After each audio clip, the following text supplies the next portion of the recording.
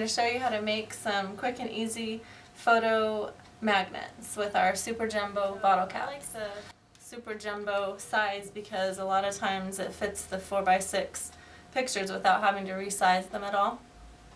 So you'll just center your image, punch, and then you're going to take your E6000 glue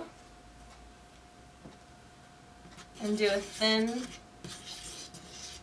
just a thin layer underneath to hold the photo in there. Smooth it around the edges. And we're going to take one of our new 2 3/4 inch epoxy dot